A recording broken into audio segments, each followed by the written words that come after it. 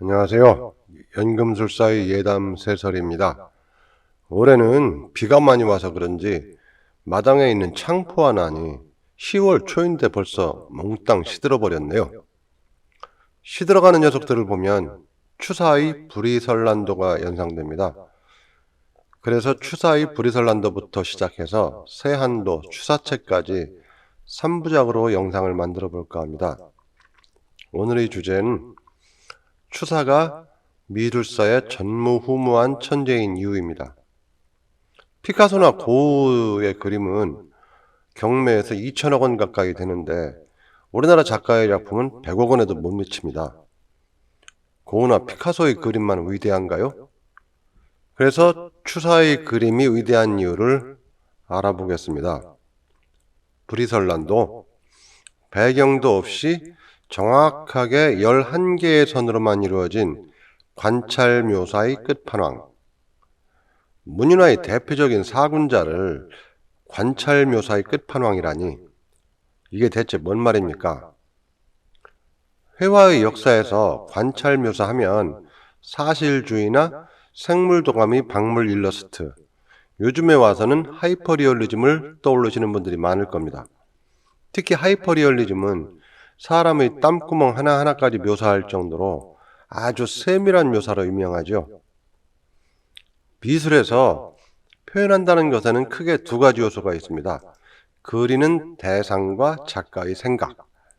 좀 더 깊이 얘기하면 대상을 묘사한다는 것은 대상의 형질과 상태, 조형성 등이고 작가의 사상이나 생각은 작가가 위치한 시대정신, 작가의 개인적 경험과 사고, 표현하려는 주제와 의지 등입니다.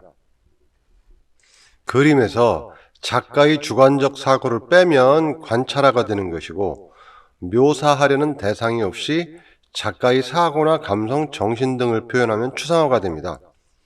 그리고 대부분의 미술작품은 두 가지의 요소를 같이 갖고 있는 경우가 많죠.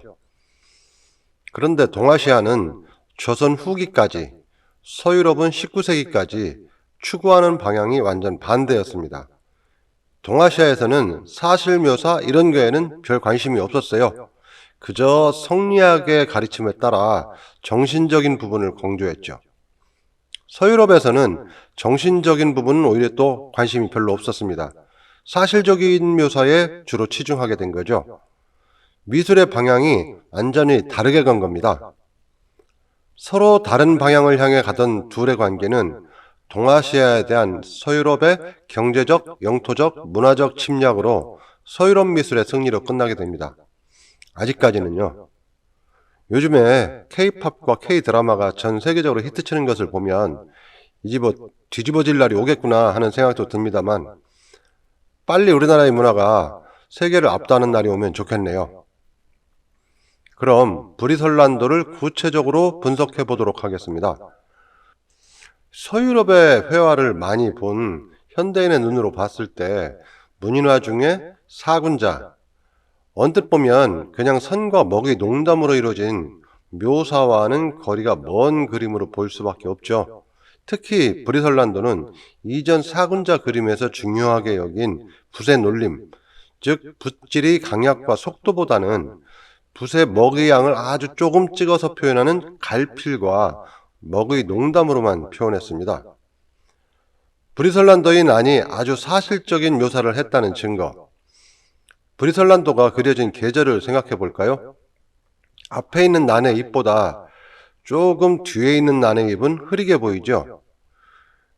그리고 대부분의 잎은 힘차게 뻗어 올라가는 것이 아니라 꾸불거리며 힘없이 올라가거나 흔들리는 듯한 모습을 보입니다. 힘있게 뻗은 잎새는 하나밖에 없죠. 모든 것이 점차 시들어가는 계절, 그리고 자욱하게 안개가 끼는 계절, 바로 늦가을입니다. 그럼 시간대는 언제일까요? 가을에 안개가 자욱하게 끼는 시간은 바로 이른 아침이죠. 낮에는 난의 꽃은 햇빛을 받아서 오므려듭니다. 활짝 펴있는 시간은 아침밖에 없어요. 가을 꽃의 대명사인 나팔꽃도 아침에 피었다가 해가 떠올라서 햇볕의 양이 많아지면 오므려들게 되죠. 이제 이 난을 표현한 계절에 대한 답을 얘기했습니다. 여기에서 하나 더. 꽃을 매단 대궁의 끝이 직각으로 휘어져 있습니다. 이는 무엇을 표현한 것일까요? 아마도 태풍이나 모진 바람에 대궁이 꺾였든지 아니면 대궁의 윗부분은 잘라져 나갔든지 했을 것 같습니다. 분석한 결과 늦가을 아침 안개는 자욱하게 끼어 있고 차가운 바람 불어대는 가운데 잎은 시들어가면서도 어렵게 꽃을 피운 난 하나를 그린 겁니다. 그것도 단순한 선 11개만 가지고. 대단하지 않나요? 여기까지만 해도 브리설란도가 유럽의 어느 그림에 못지않은 훌륭한 그림이라는 것을 이해하셨을 것이라 생각합니다. 그런데 제가 추사는 진정한 천재라고 한 이유는 다른 데 있습니다. 그 첫 번째 이유, 추사는 왜 이전까지 사군자 중 난을 치던 형식을 다 버리고 새로운 기법으로 늦가을의 난 한 줄기를 그렸을까요? 추사는 단순히 자신의 처지를 빗대어 그린 것이 아니라 겨울이 다가와 시들어가면서도 굳은 생존력으로 꽃 한 송이를 피워낸 난의 생명력과 의지를 표현하려고 한 것입니다. 그냥 작가 자신을 표현한 것이 아니라 작가 자신을 대상과 일치시켜 표현한 거죠. 이런 미술에 대한 사고 또는 철학은 이후에도 드물게 보지 못했다는 말이 정확하겠네요. 두 번째 이유, 난이 시들어가는 모습을 실제 관찰하면 브리설란도와 같은 형태는 보이지 않습니다. 밑둥부터 시들어서 풀썩 주저앉아 버리죠. 그러니까 브리설란도 속의 난은 실체는 없다는 얘기가 됩니다. 많은 시간 난을 관찰하고 작가 자신이 처한 고되고 거친 현실에서 상상력을 동원해서 어려움을 이겨나가는 한 송이의 난을 꽃피운 거죠. 그러나 그림에서는 실제 자세히 관찰하고 그린 듯 현실감이 생생합니다. 그러니까 실제 대상보다 더 사실적으로 표현했다는 점이 앞에서 제가 관찰 묘사의 끝판왕이라고 한 이유입니다. 상상화의 끝판왕이자 관찰화의 끝판왕이라고 볼 수 있는 거죠. 세 번째 이유, 추사는 왜 이런 그림을 그렸을까요?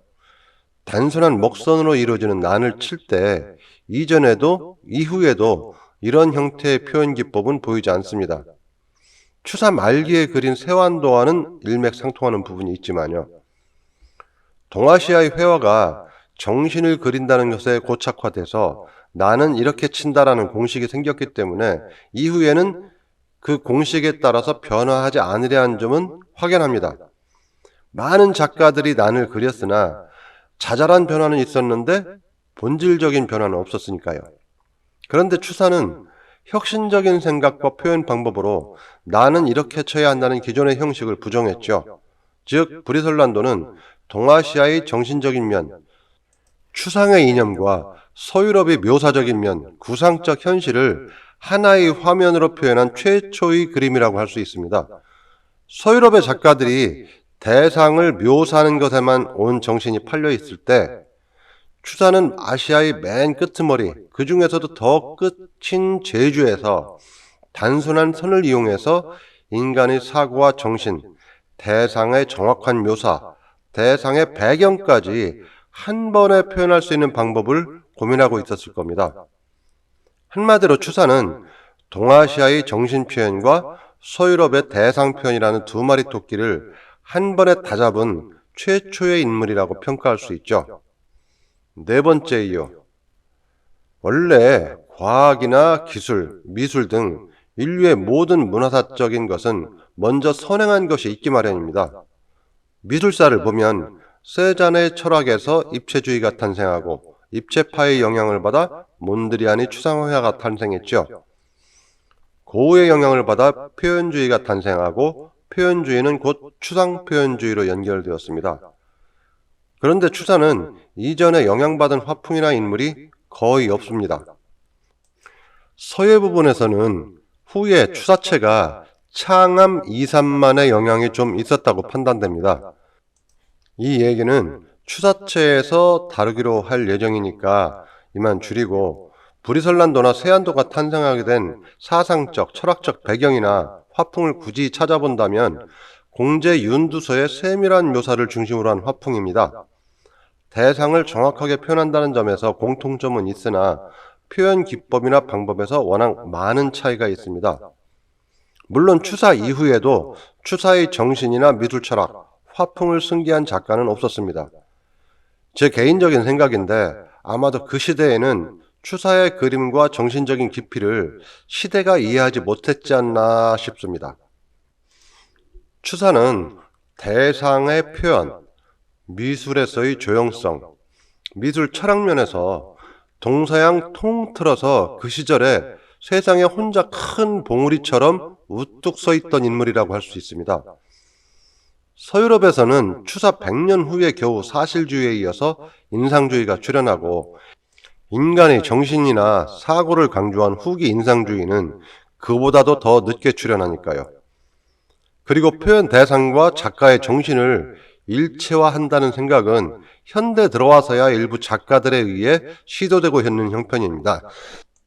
따라서 문화를 억누르고 사상만 강조했던 그리고 서서히 망해가던 조선이라는 국가의 그늘에 있지 않았더라면 추사가 좀 더 세계적인 인물이 되지 않았을까 그렇게 생각을 해봅니다. 문화의 힘도 국가의 힘을 따라가는 것이 순리니까 말입니다. 그림은 어떻게 읽느냐에 따라서 재미있어지기도 하고 재미없어지기도 합니다. 왜? 인간은 아는 만큼 보인다. 또는 보고 싶어 하는 것만 본다는 얘기가 있죠. 미술 작품을 감상하는 것도 그렇습니다. 좀 더 알고, 좀 더 생각하고, 그렇게 감상하면 재미있어집니다. 시청자 여러분께서 좀 더 재미있고 깊이 있는 미술 감상을 하시게 되시길 바라면서 지금까지 연금술사였습니다. 다음에 다시 좀 더 유용한 이야기로 찾아뵙겠습니다.